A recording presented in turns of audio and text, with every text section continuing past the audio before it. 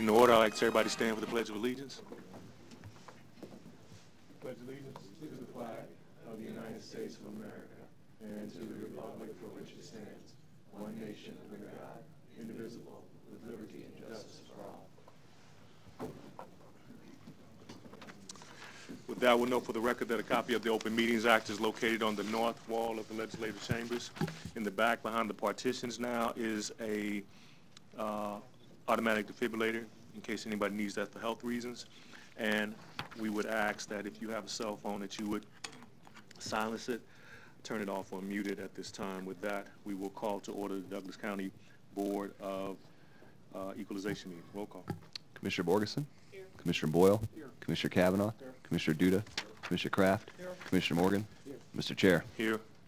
Item A is the approval of the minutes of the Board of Equalization meeting held Tuesday, June 18th, 2019. Item B is called for a meeting and set Tuesday, July 2nd, 2019 as the date for a hearing on certified assessments and corrections. What's the will of the board? Motion approved. Second. Motion by Commissioner Boyle, second by Commissioner Morgan. Please vote. Reminder that Commissioner Boyle's vote will not appear due to technical difficulties, but he does vote yes, as do the rest of the commissioners. Motion passes. Item C is citizens' comments. This is an opportunity for a citizen to comment on a Board of Equalization related matter not officially listed on the agenda. Are there any citizens' comments? Seeing none, we have resolutions D, E, and F. What's the will of the board? Motion to approve. Motion and adjourn. And And adjourn. Motion by Commissioner Kraft, second by Commissioner Duda. Please vote.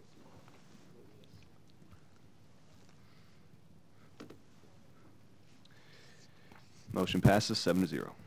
We'll now call to order the Board of Commissioners meeting. Roll call. Commissioner Borgeson? Here. Commissioner Boyle? Here. Commissioner Kavanaugh? Here. Commissioner Duda? Here. Commissioner Kraft? Here. Commissioner Morgan? Yes.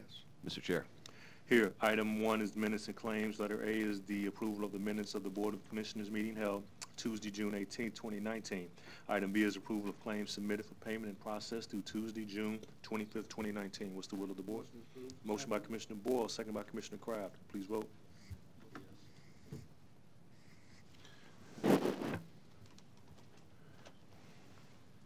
Motion passes 7-0. Item 2 is the consent agenda. There's 15 items on the consent agenda. What's the will of the board? Motion by Commissioner Duda, second by Commissioner Boyle. Commissioner Kavanaugh? I just have a couple of informational questions. I don't know if there's anybody here from the health department. Oh, there she is, Dr. Poore.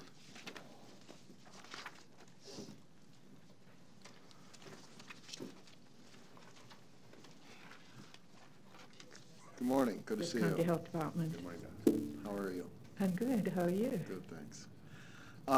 Just a kind of couple background questions on these series of, looks like mostly grants that are coming through today.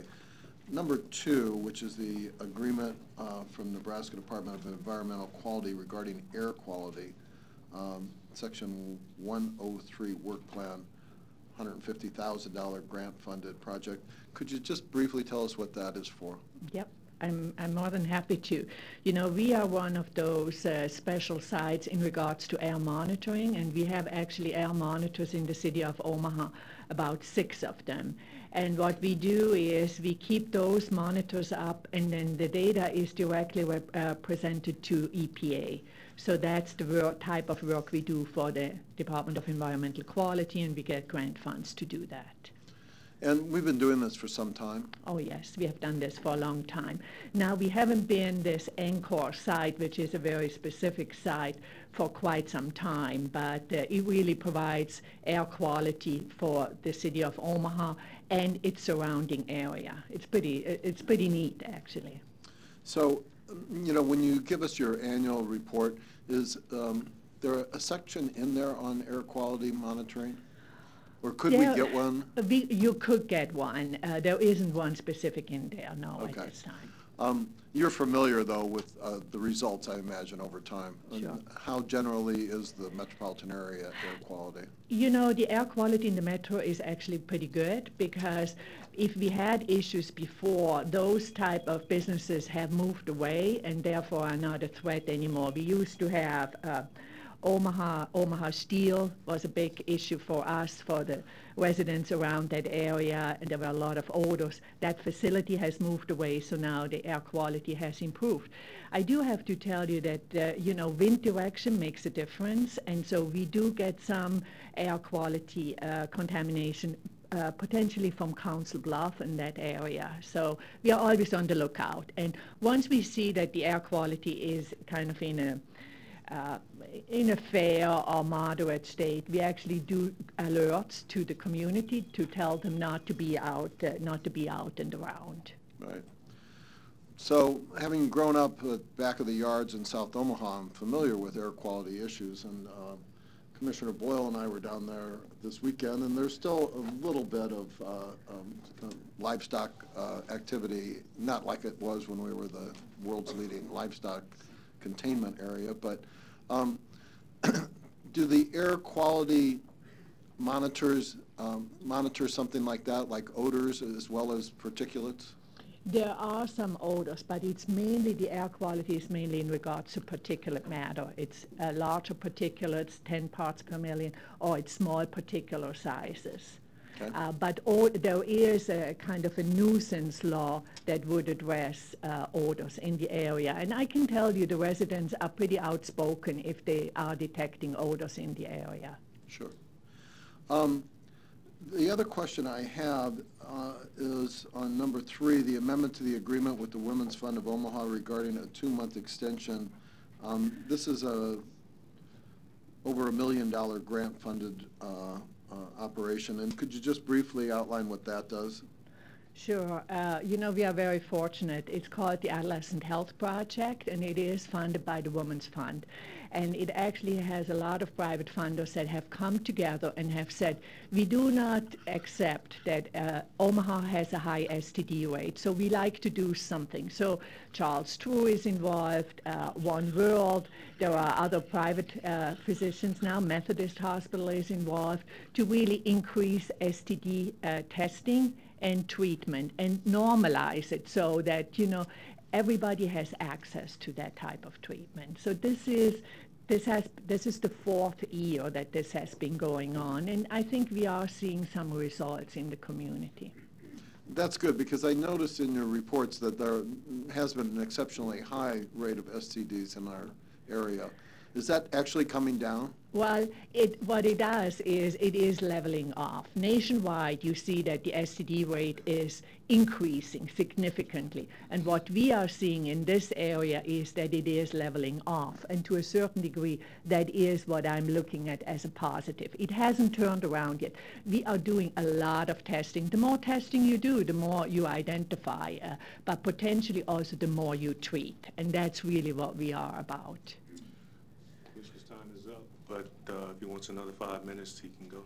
Thank you. I just have a couple of other follow-ups, and one with you, and then I have one with another item.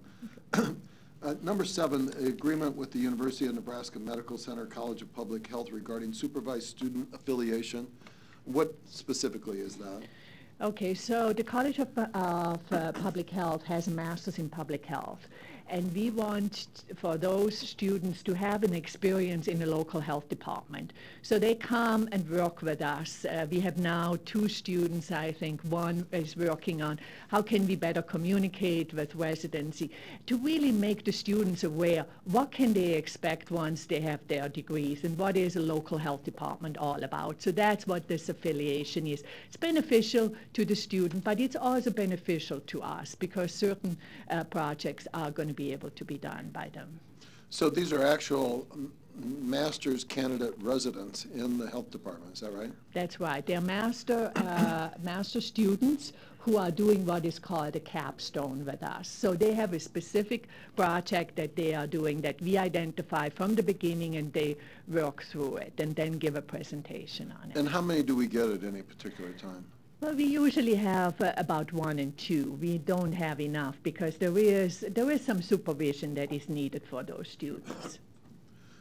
Very good. Thank you very much. Okay. I just have one other question on item G, a resolution accepting the fiscal year 2018 Stop School Violence Prevention Program grant agreement with the City of Omaha. And Carrie Davis is, there we are. Good morning, Carrie Good morning. Davis, Douglas County Grant Coordinator. We are just trying to get some background for the public who's watching these meetings on this very topical item, school violence. So could you tell us just briefly what this grant does? I can speak to the portion that Douglas County is getting. This was actually a grant. The City of Omaha was awarded these funds. The Omaha Police Department applied for this grant, and then the portion that's ours is actually a really small portion of this grant that's going to allow us to send 3 deputies to I'm trying to remember what the acronym is. It's a threat assessment conference. So basically these are just training dollars for us. I really can't speak to what the city is going to do with their portion of the funding, but our small portion of the funding is to send 3 deputies to threat assessment training. Okay, and you're probably aware we have assumed kind of some duties for outside of, the city security on schools. These are the deputies that then would be trained, or do you know? I don't know. I don't know that a decision has been made regarding which deputies will be chosen to go to those trainings. Okay. And the amount that we receive? We are getting $6,923. Great, thank you. You're welcome. There's a motion and a second. Please vote.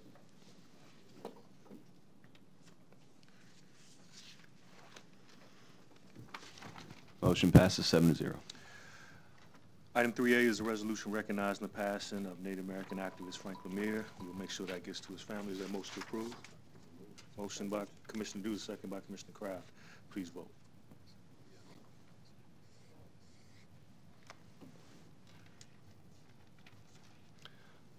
Motion passes 7-0.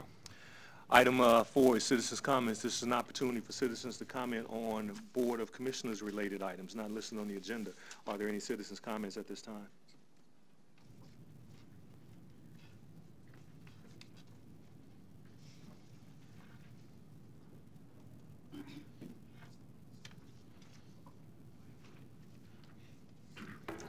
Good morning, Larry Storr, 5015 Lafayette Avenue. Before I start, I'm going to say that the topic is going to be on rules, if that's okay. And also, I have something I'd like to insert under Health and Human Services regarding next week, June 2nd, or July 2nd, will be National Day to recognize disorders of the corpus callosum, which has to do with a lot of the topics that you people are studying in terms of behavior. When you talk about the behavior, you got to think about what causes it. But back to the rules in a second.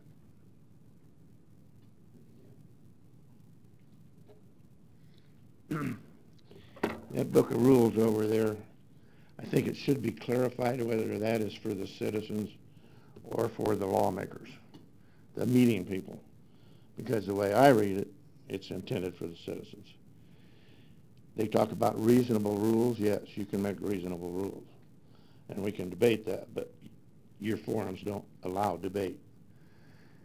I'll give you an example, another one, but this one has to do with the rules at the OPS board meeting. Citizens can't go down there until about 6:30, and all of a sudden, if you're not there ahead of time and you haven't filled out the form ahead of time, at 6:35 it's gone from the table and you will not get to comment. That is what I consider, and I think the state Supreme Court would consider unreasonable. However, I know citizens don't have much standing with the state Supreme Court when it comes to rules for bodies like yours.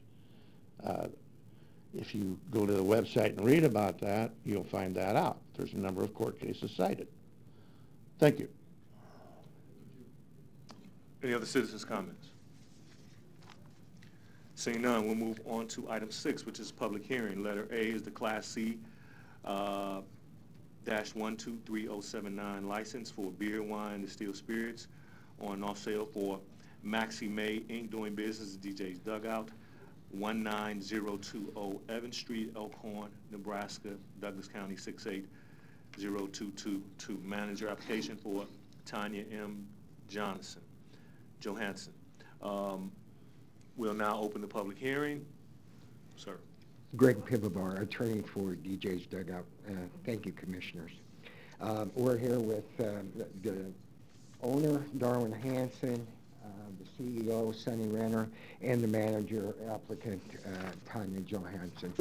This is the 7th DJ's Dugout opening in the metro area, if you count Plattsmouth in the metro area, and I do. So this is their 7th application.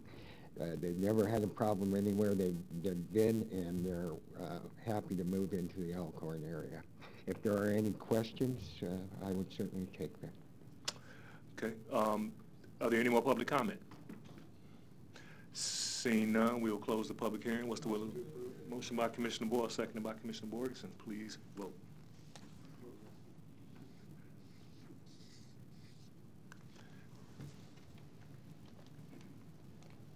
Motion passes 7-0. Item 7, committee discussion and action. Letter A is the... Is that on both motions? On the application, manager application and the... You're good. Okay, on both. Item A is Finance Committee. Item 1 is the budget report. That as submitted, I'm assuming? As presented. As presented, okay. We'll go on to item C, Child and Youth Service Committee. Item 1 is Douglas County Youth Center Monthly Report. I know they're here. Somebody want to grab them in the hall?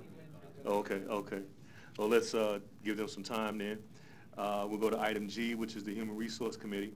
Item 1 is the weekly personnel report. That is as submitted.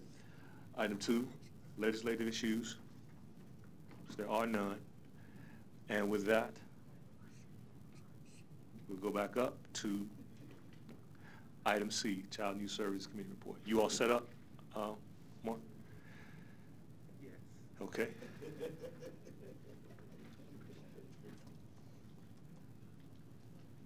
You can distribute the handouts if you want to.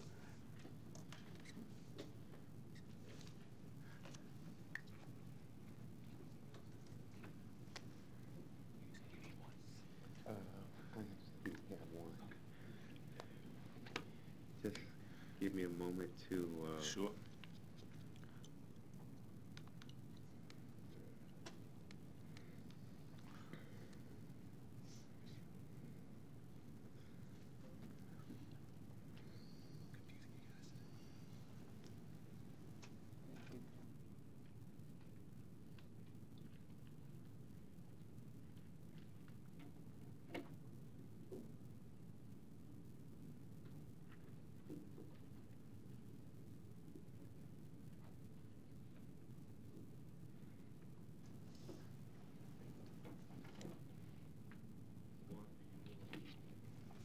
Start. Sure. Brad is en route. Okay.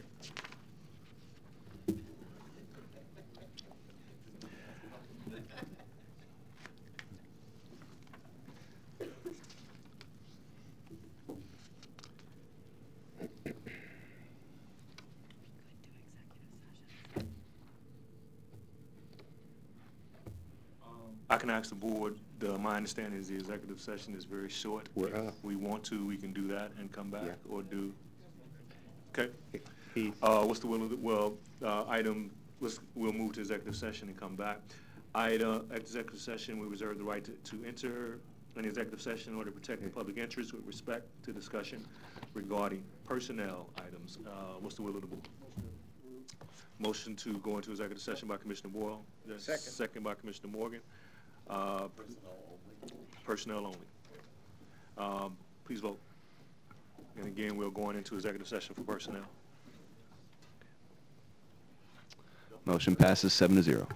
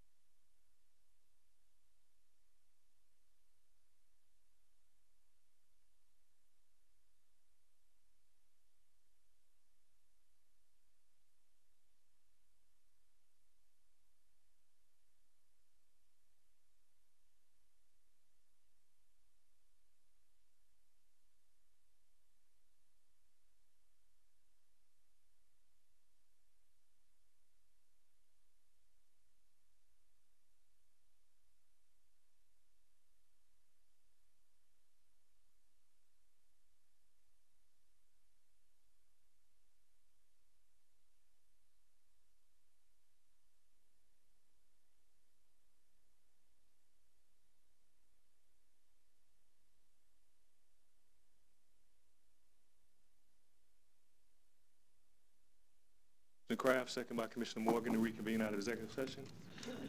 Please vote. Hold on. Please vote.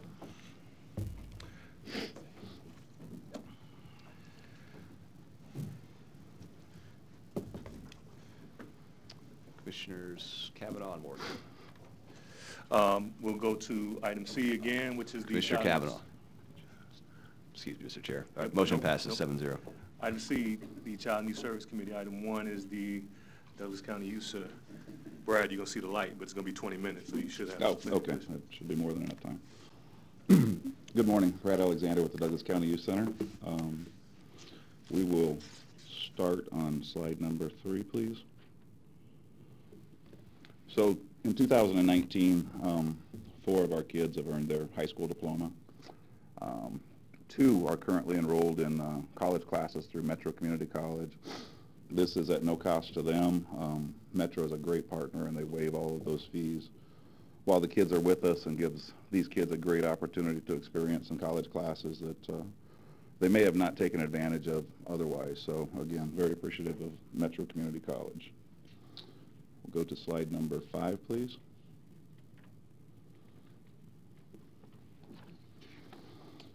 We held a, as we always do, we held a parent-teachers conference in May. 30 of our students had family that showed up to participate in the conference. This is a 45% participation rate, which I think is pretty remarkable. And just again, it's a great opportunity for parents that may have become disengaged a little bit over time. And sometimes when you're disengaged in a process, it can be hard to become engaged. And so it's our effort to make them feel comfortable in this process, and hopefully it's something that will continue when they return to their home school. We'll do that again in September. Slide number 6. The next slide. We conducted a career fair April 26th. We had 14 people or organizations that participated in the career fair. And just, thank you to those that took the time to come out and spend some time with our young people and give them some information about opportunities that are available to them, and then even furthermore, how they might be able to take advantage of those opportunities going forward. Slide number 7. The next parents' meeting will be July 11th. We continue to work with Qualtrics to develop a tool. There's so many advantages to this parents' meeting, and one of them is our opportunity to hear from the parents and respond to the suggestions that they give us. And so Qualtrics is helping us to develop a tool to report that out, and for us to kind of manage that information and hopefully make some decisions going forward that will reflect the suggestions that they had made to us. Mark came up with the idea that as we were developing this tool, that it would be interesting. We have people from home schools that come in and spend time with the young people at the youth center, which is fantastic. And we were curious as to whether or not that involvement from the homeschool, what kind of an impact that would have on the kids going forward. And so we're going to try to track the recidivism rate so that when that happens, do those kids come back less often. I think that the thought of having the homeschool show up and spend time with these kids will smooth that transition as they go back into their school, and hopefully it will have a positive impact, but we're going to monitor that. Slide number 8. This is kind of unfortunate. We had a foster grandparent identified, met with her in May, and she has declined. So the search will go on. We actually have a couple of people that we're going to offer up as suggestions and to see if we can't get this thing done sooner rather than later.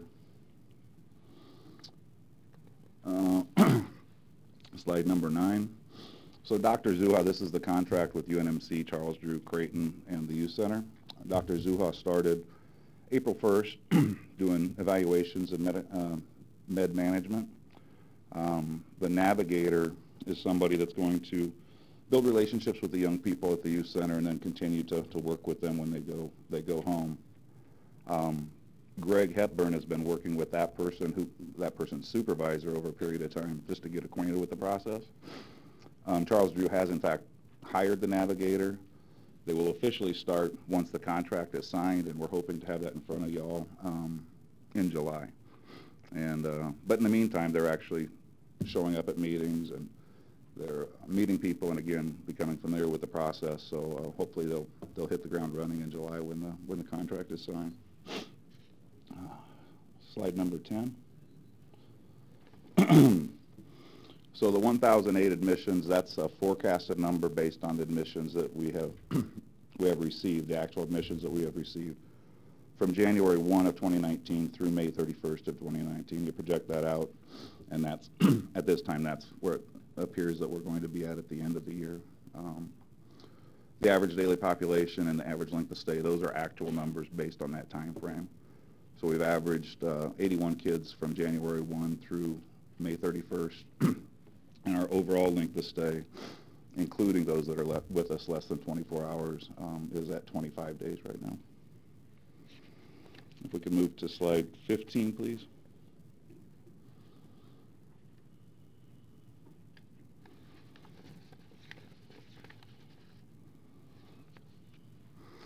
The average length of stay for those that are with us over 24 hours, and we continue to track this because we had done that for a period of time, so we kind of want to maintain that trend line.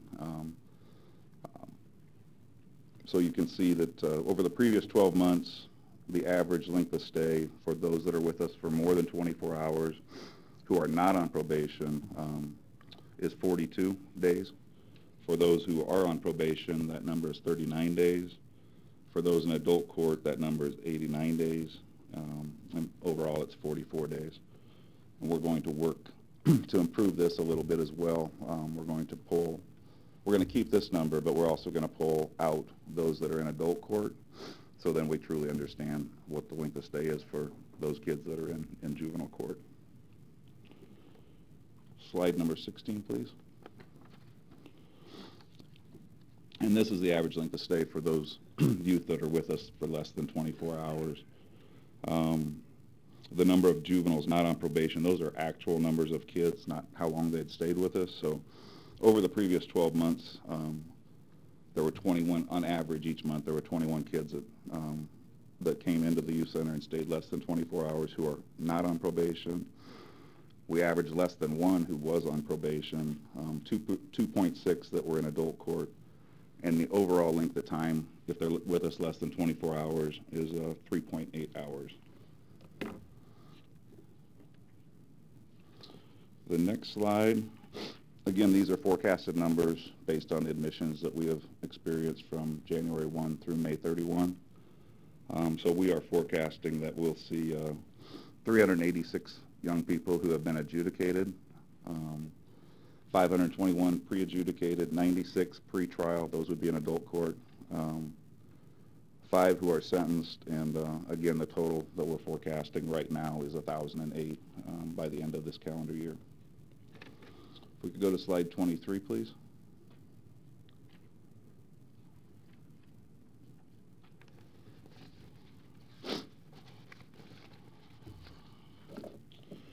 So the reason for admissions, and the last time I reported, Commissioner Boyle asked for actual numbers, and then it was agreed that we would continue to show the percentage, but also the actual numbers. So those actual numbers are the numbers that you see in parentheses. So the new charges are 65% of our admissions, and those are 249. And that's not a forecasted number. That's the actual number from January 1 through May 31st. CAPIAS, unlawful absence, and violation of probation. Those are all probation kids, and you can see that 18% and 13% respectively. Juvenile court holds 3 kids or 1%. Failure to appear in juvenile court, 11 kids or 4%. And failure to appear in county court. There was actually 2, but it didn't show up as it wasn't significant enough to show up as a percentage. The next slide, please. And this one, I'm going to have to do some corrections from what you're seeing on your hard copy there. I did this morning make the corrections on the slide, so the slide on the screen is accurate. You enter the data in this PowerPoint thing and you expect it to transfer over to the chart. Evidently it doesn't always do that, so I apologize, but I'll correct that as we go through this here real quick. So robbery is 17%. Assault, domestic assault is 16%. Possession of controlled substance with intent to deliver, 8%. Theft by unlawful taking, 8%. Theft by receiving is 8%. Terroristic threats, 7%. And here is where the corrections come in, where you show on your hard copy there, gun charges, 6%. That should be unlawful occupancy, 5%. The one right above it is gun charges at 5%. And then the top one, burglary and attempted burglary, that is correct, and that is at 4%. Accessory to a felony is also correct, and that is at 3%. Next slide. Admissions by race, and again, these are forecasted numbers based on the admissions we've had through May 31st.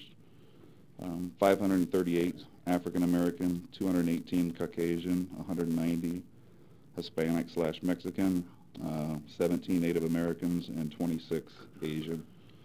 And I think Commissioner Rogers likes the percentages, and I can get that added going forward, but it is 54% for African American, 22% Caucasian, 19% Hispanic, Mexican, 2% Native American, and then 2.5% Asian. We'll move to slide number 27, please.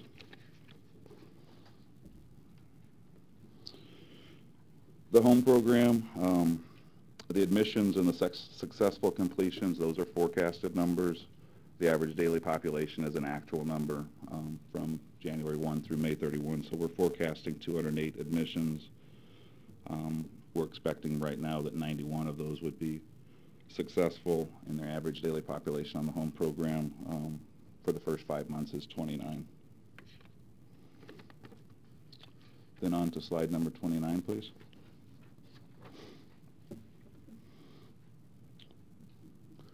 These again are forecasted numbers, but we're anticipating 761 credits, full credits, will be earned by the end of this year. And I look back, and generally when I report out at this time, that number seems to be a little bit low, and so I'm hoping that the 761, we will exceed that by the end of the year, and then 156 credits were earned by the young people that are partial credits. Slide number 31, please.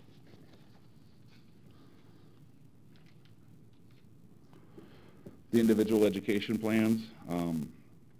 Still a lot of work to be done here, I think, but it's certainly trending in the right way. 148 of our kids, again, forecasted numbers, but 148 will come to us that are on individual education plans, and 60 of those would have came to us before. They would have been with us before. So that's 40%, and that's down from 66% in 2018. So we hope to see that continue to move in that direction.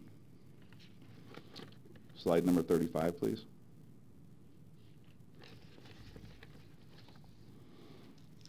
The medical and mental health. We're expecting that the nurses' sick call, our nurses are going to see 2,887 kids through the course of this year. The mental health team will see 2,034, and then the pediatrician will see 936. Slide number 37, please. And this is the medication that they're on, and what you see is on the average to the right of your handout is the average for each month over the course of the previous 12 months. So 14 kids on average each month are on a psychotropic medication. 8 are on a stimulant, which is, as I understand, something to assist with ADHD. 13 are on an antidepressant, less than 1 or 0.6 on an anti-anxiety, 2 on anti-seizure, 9 asthmatics, and 1 diabetic. Slide number 38, please.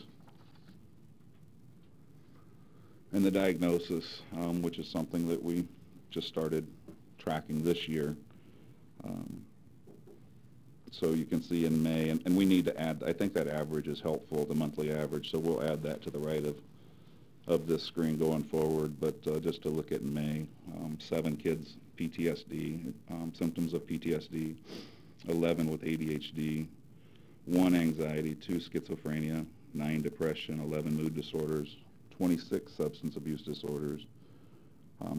And these are, the bottom two are somewhat new, at least in May anyway.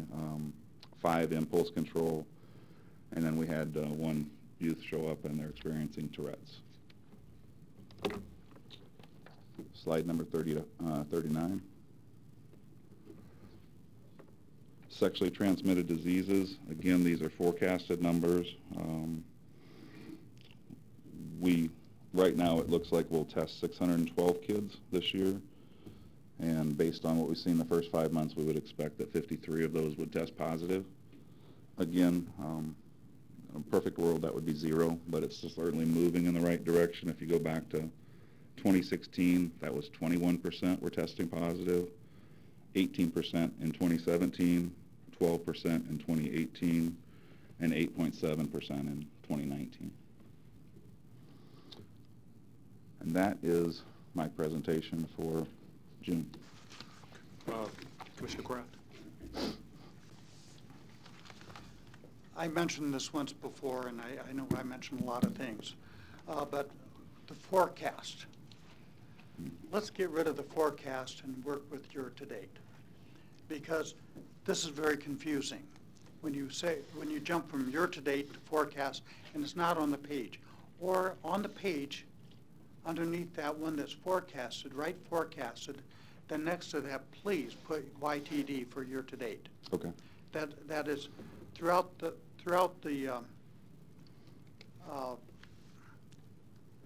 report. People who are looking at this who may or may not be listening to the meeting won't hear the word forecasted. Yes, sir. On page 38, slide 38, where you're putting out the different diagnoses. Many of these are dual diagnoses, are they not? That is true. Okay. I don't know how you'd handle that, maybe with an asterisk or something to say that, or maybe just put a separate column, how many have dual diagnosis. In general, I think you're doing a very good job, but the report has always confused me in that manner. And It's a work in progress. We'll continue to try to get better. I've mentioned that before.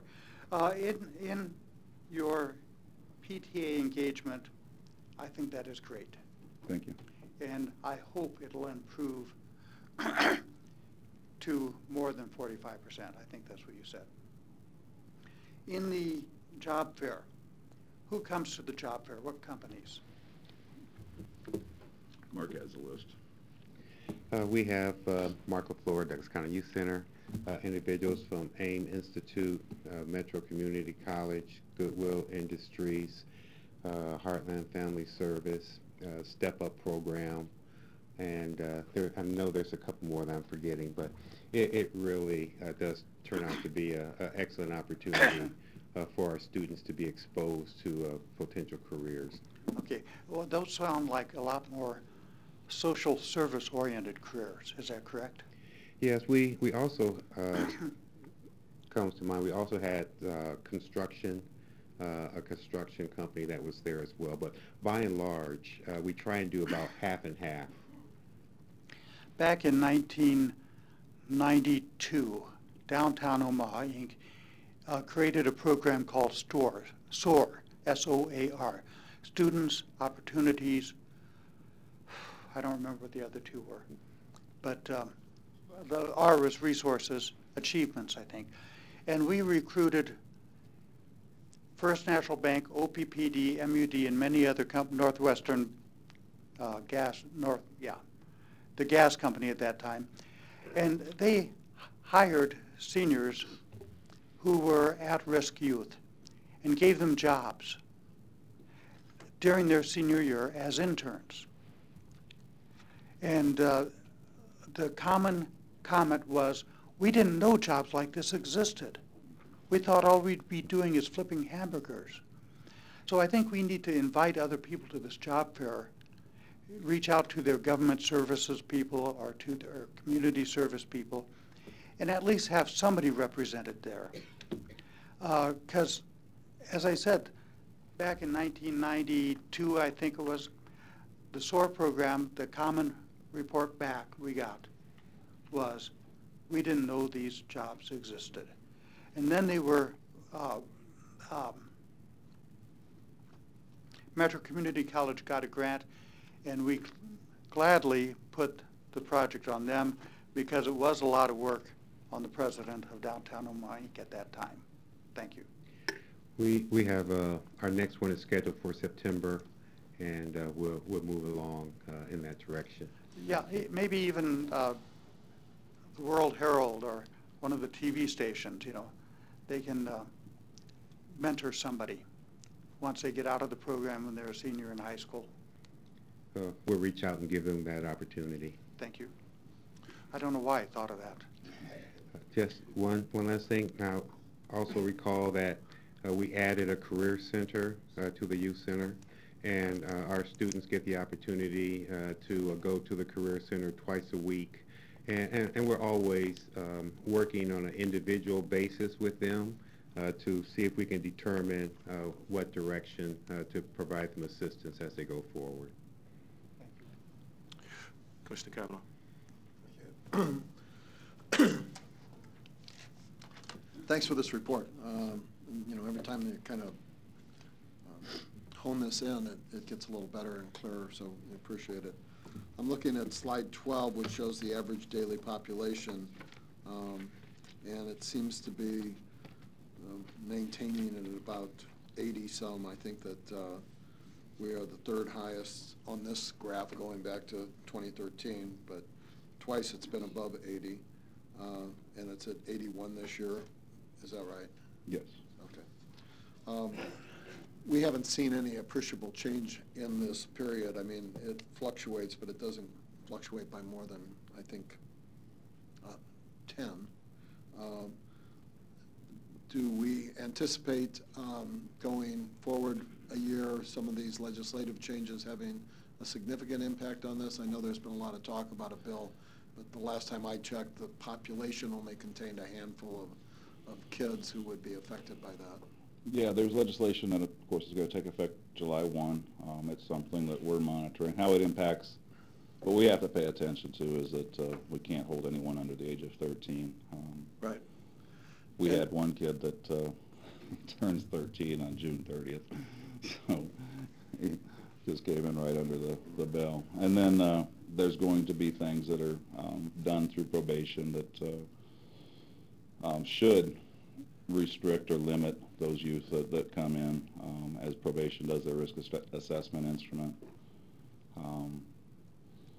We're hoping that that there's opportunities out there for these young people. We still feel like we do the best, but Sure. I understand that there's other places that they can go, and if that's the case, I hope that happens. We'll certainly do our part.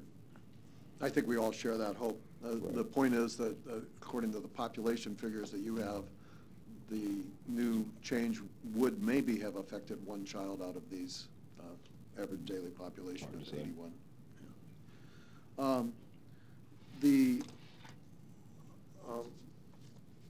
admissions that you show, I think it's on 10,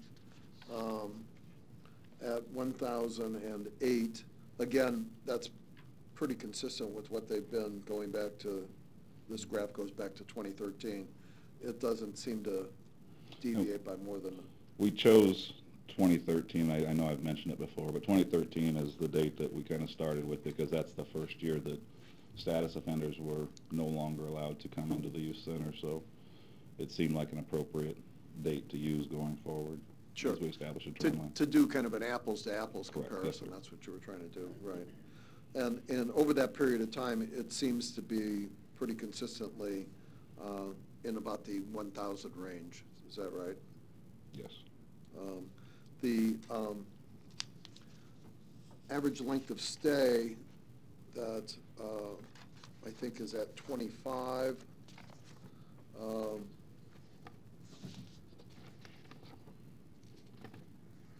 I'm sorry. It varies depending on if you're there for a day or more, but I thought I saw that the average length of stay was about... Yeah, it's on that slide number 10, and that is an actual number, that 25, and that combines, that's every kid that comes through our door. Okay. There has been some fluctuation from that in the last few years, but it's all been up. So the 25 is kind of the base over this period of time that we're looking at. The floor, if it were, I think the only lower year that we had was 2014 when we had 24 as the average length of stay. But other than that, all the years have been up to that, topping at about 50. I don't know if there's any reason that you can point to for that, pretty consistent. It looks like an average of about 25 days or 20-plus days, 25-plus days. And that's just one that we just have to chip away at. There's not a single magic bullet that I found that's going to drop that significantly. You hope that the legislation changes, will affect the admissions a little bit, and you just continue to look, and we do expediting that we hope will bring that down. I think the Charles Drew UNMC Douglas County Youth Center contract, I'm hoping that we might see an impact there, and it's just a variety of things I think that you have to look to try to have an impact on that statistic. Right. The felony population, the adult court population, is that stayed the same, gone up, or gone down? We're projecting that it'll be down a little bit from, at least from last year. 2017 and 2018, it was up a little bit. It was down in 2015, 2016. Again, in 2014, there was legislative changes that were made that didn't allow young people with Class 3, Class 4 felonies to come in adult court. The discretion of the county attorney's office was removed at that point, so they had to start in juvenile court. So, of course, you saw more kids coming in juvenile court, fewer kids coming in adult court. On the admission by race, this is slide 25.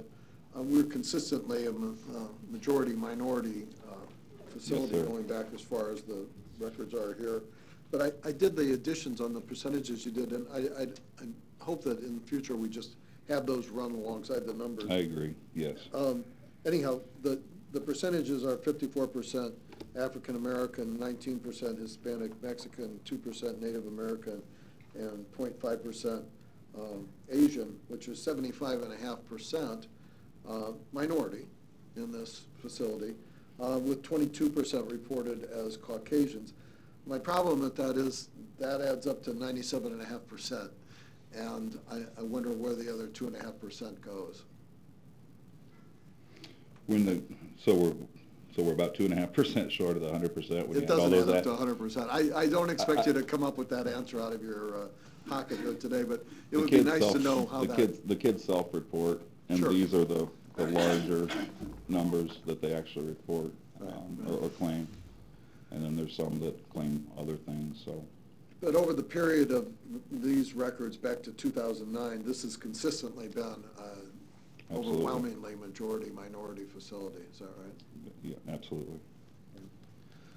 The youth health statistics that you have on 35 to 39, have any of those appreciably changed since we entered into the agreement with, I think it's Charles Drew and UNMC, relative to providing, I think it's an adolescent psychiatrist at like 4 hours a week. Has that impacted on any of this information that we're looking at? He started, I believe, April 1, and it hasn't been fully ramped up yet. So I would say no at this point. Okay. Thanks a lot. Oh, do you have something? Commissioner Moore? Well, one of the, with regards to your last question, Commissioner, one of the opportunities in that contract is for certainly the evals to be done a little sooner, and to address the med management. We've had 2 or possibly 3 incidents where that's been able to move things along for some of our students. So we're seeing some initial positives coming out the gate, but we haven't been at it long enough to have anything really definitive just yet. Thanks for that. I don't know if going forward we could capture that. I mean, obviously that's a new initiative, and I understand, A, it hasn't been on board for very long. B, 4 hours a week isn't a lot. But it would be good to know if there is, like you said, any impact whatsoever, because I think this is something that we might look at expanding quite a bit going forward. Right. Agreed. And, you know, part of the impact might be that our medication of these children might diminish as we provide them with actual counseling and psychiatric, psychological services. And you could see that. I mean, you could see that in terms of the medications that you're dispensing. That would be the goal. Great. Thank you, sir. Well, if you could keep us posted on that, we're very interested in the progress, any progress on that And there is a specific evaluation point. piece for that contract, right? Yes, Mr. Morgan? will do. Thanks a lot. Keep us informed on those parent meetings that we've attended in recent Yes, sir. weeks, months. I think those are good, and I want you to pass on to your staff. I was contacted by some parents, just kind of being very appreciative that your staff, out of their own pocket, when they receive the diploma, are getting the young people that are in detention. There's some special, like, gift Yep, or we treats. put together a photo album and. And I don't think people know that, and that just shows the compassion that your staff has for these young people and their accomplishment.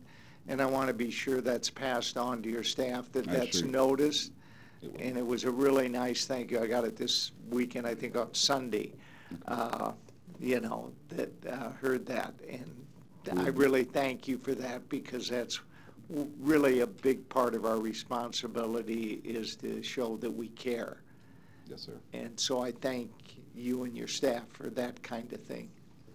Thank you. We'll pass that along. Commissioner Boyle? Yes, I have a question. I'd like you to go to page 23. And I'm very concerned about these charges that, not the new charges, not much we can do about that, I don't believe, but these unlawful absence and probation violations and violation of probation. We have over, I don't know, 100 and some children, 115 children who are charged with violation of probation. And I continue to be concerned about those and the failure to appear and so forth, because I believe the children are coming from and this is my opinion, I believe they're coming from households that are not real organized, in a sense that maybe there's not telephone connections, or maybe there is, maybe it's cell phones, whatever it may be. But I don't know how these children are, they're not, my opinion again, I don't think they're used to a lot of order. And so when suddenly they appear in court and they're, and they've given conditions of probation and so forth, I think it's unrealistic to expect them to complete them, to be honest. That's my opinion again. I think we need to reach in and stop these sorts of actions by the judges, I suppose, in my opinion again, to stop these conditions that they cannot fulfill. And it sets them up for failure, and I think it starts them on the steamroller to the adult facility. I'm very concerned about it, and I think we need to reach in and start changing how these children are handled in court. These failure to appear, all that sort of thing is just, I mean, it's, you know it's going to happen. And you know that the violation of probation is going to happen on unlawful absence and all these things. I just really think we need to do that, and I'd like you to think about how we interrupt that. Is it statutory? Do we talk to Senator Lathrop on the Judiciary Committee? Do we talk to the judges? What do we do to interrupt this? And I'll just make that as a statement. I don't know what the answer is unless you have something to say. The only thing, and I agree with you, and the only thing that I would add is that what goes into effect July 1, I think should have an impact on how probation manages those that might be considered to have violated probation. I think it's going to be more difficult for them to violate the youth and send them to the youth center. It's more difficult to what? To violate them. They're going to have to employ graduated sanctions and some other things that should be the case now. Well, let's hope so. July's coming pretty quickly. Then on page 35, you have something called a nurse's call that I'm not real familiar with. Can you tell us what that is? It's the green one. It's, we've got a nurse manager, and then we have 4 registered nurses at the youth center. Okay. And so the 2,887, Right. which again, I apologize, is a forecasted number, but Yeah. that's each time a nurse would have an interaction with a young person to discuss their medical needs. Okay. Or to administer medication or whatever the case may be. Do the children put in kites, or how does that happen? They're there with them 4 times a day for sure. Okay. But yes, the young people have every opportunity to either fill Yes. out a request Okay. to be seen, or if the staff member on the unit that Okay. feels like there's some reason that they would want to be seen by medical, they'll make that request as well. Okay, thank you. Yes, sir. Commissioner Brooks? Thank you, and thank you, Brad. Piggybacking on what Commissioner Boyle was talking about in terms of the failure to appear, do you know do we, probation, the courts, do we have the text message reminder availability? Are we using that? Do you know? It's been brought up, but no, not to my knowledge. Okay, that may be something that we want to talk And about. I mean, I do know that they're doing a much better job than they used to in terms of tracking Right. addresses. That failure to appear number used to be Right. really, really high. Yeah. And then they added that to, back in 2011, I think, to, as something that the probation could screen them. So they were then given new court dates rather than coming to the youth center, which dropped that number down significantly. Yeah.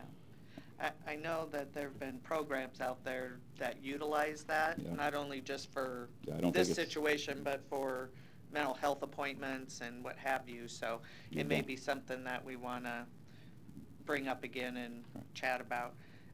So if I'm reading this right on page 35 and 36, if I would take that 42 number of the juvenile not on probation and subtract the 21 that stayed less than, What page are you on?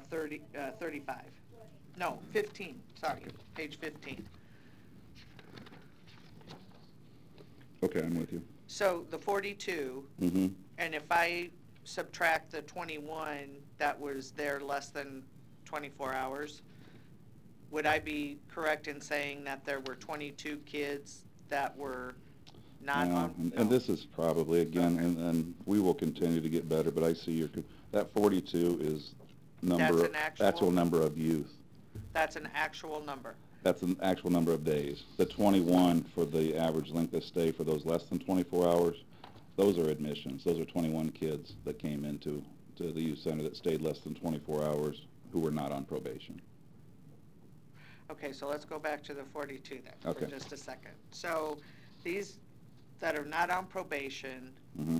we could, for lack of a better term or description, we could say, I mean, they're all our kids, but these are our kids because probation isn't involved, adult court, okay. Yes.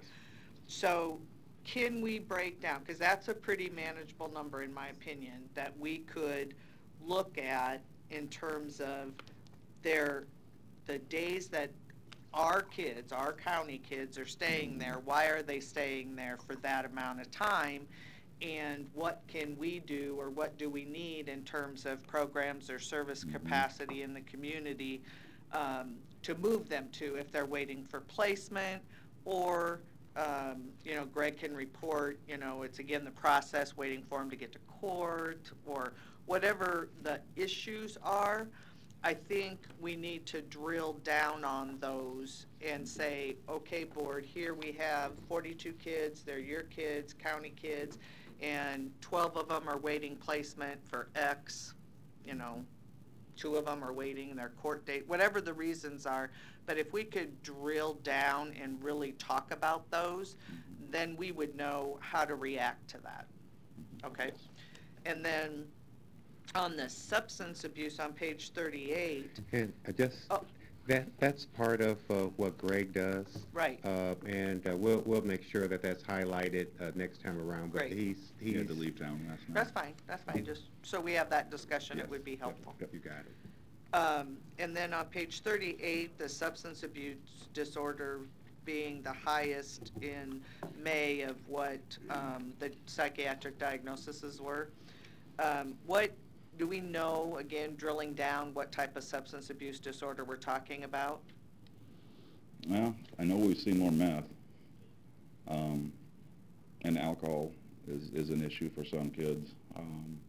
I think marijuana would probably lead the way. Yeah.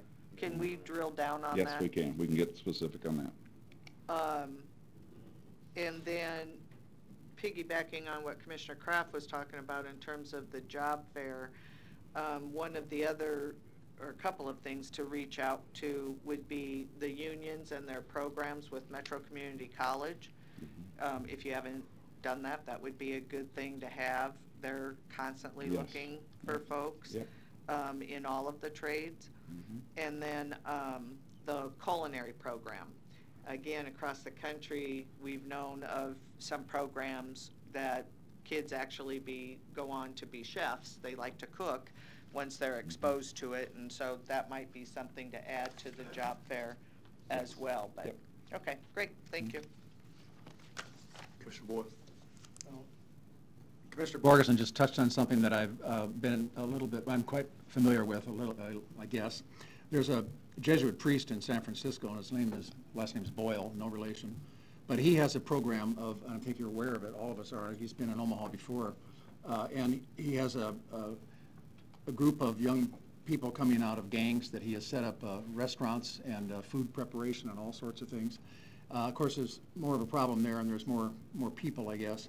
But it's something that we ought to be talking to, maybe the Jesuits, Chris, here in Omaha about taking on what they're doing in San Francisco, because it is a really productive program, and they sell product, and people buy it, and it's a way of supporting these young people getting out of the life they've had. So I suggest that, and I'll ask Chris to make a report the next month. No, I'm just kidding. Chris, we'll talk about that. I need to find out, some people have talked about it and trying to do it in another form, but I don't know where the conversation. It's a big deal, so it's very difficult. So, but anyway, that's a kind of a follow-up thing, a way to get them into a different lifestyle. Thanks. Okay, Brad. So, but next month, you think we'll be ready to talk about the crisis response piece? Yes, sir. Okay. I appreciate the extra time. I look forward to that next month. Yep. And just to be quick to the board, Mark had brought to our attention some issues, some services going on in other counties, and Commissioner Borgeson and Patty Jerkovich at Region 6 kind of confirmed that we have that capacity, and I think it's an education issue.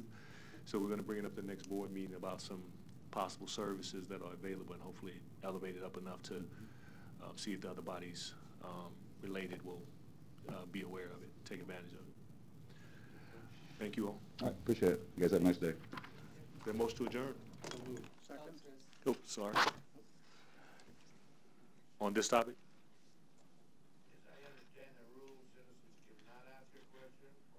You can, if you're acting on this, yeah.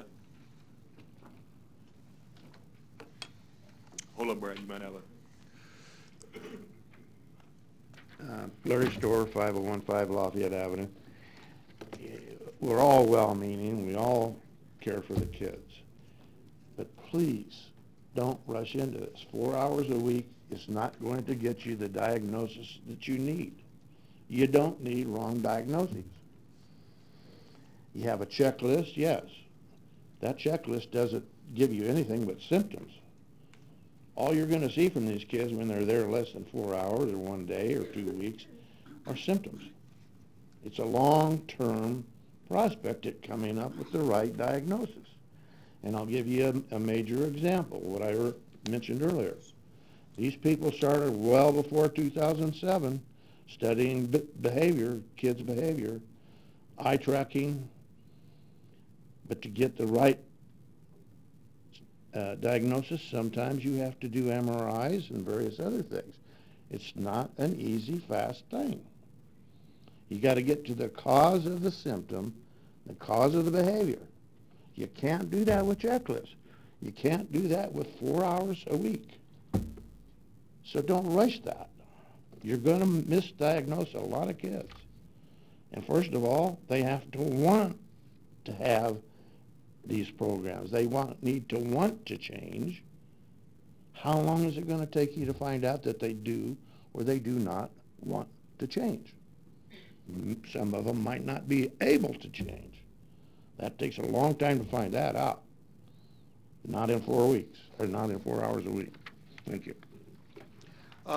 Larry? Wait a minute, Mark. Let me know. Okay. Just let me know for the your point of 4 hours, 4 hours is the allocated time that's in the contract now.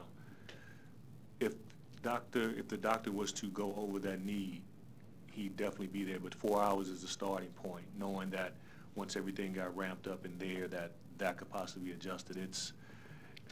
The 4 hours point is no constrainment on diagnosing a need or anything to that. It's a But are starting these point. the only experts that are there to assess? And The only people that can, well, let me finish. The only people that can do it are people that are trained and licensed. Well, the point is, it's not an easy, fast process. Agreed. One final point is, I just keep coming back to the disparity thing. You know, if there's that number of black kids, more so than whites and Hispanics, that's not my fault. Somebody else is picking them out and putting them into the system. That's not me. Is it a teacher? Is it a counselor? Is that one of those checklists of behavior symptoms? Therefore, somebody should ask a question. Are they misbehaving more than white children or Hispanic children? But who made that decision? And that's a topic for another discussion, but I would disagree with you. It's not your fault, but it's some other fault there. Commissioner Kraft. You want to go first? Just real quick, and just to, we don't, the 4 hours has nothing to do with the diagnosis. We work with their primary care providers that have been working with them for a period of time, and those are the folks that have diagnosed the young people. It's our job then to try to make sure that they're getting better while they're with us. That's all I have.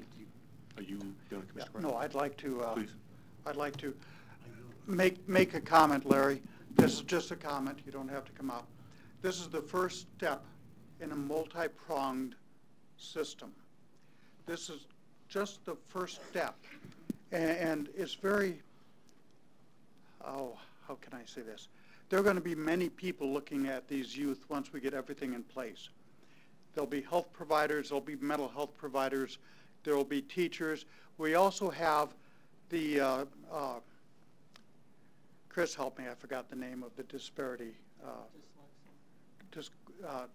We'll also have them studied for dyslexia. But Chris, what is the group we have working on disparity? We don't have, we're... Yes, thank you. We're working on the disproportionate minority contact and doing that multi-pronged also. It's a very difficult process. We have to reach out and re-educate the counselors, the teachers, the police.